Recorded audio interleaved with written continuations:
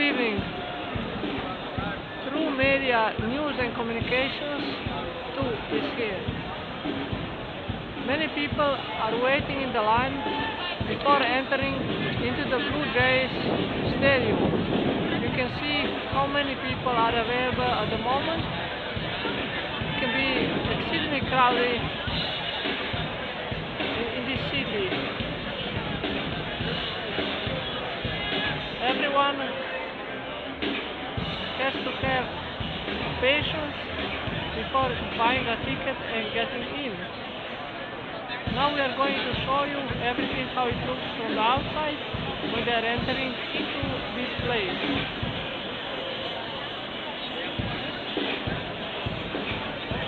They have, in addition to lots of security, that are checking all the stuff, that wouldn't be any danger while entering into it.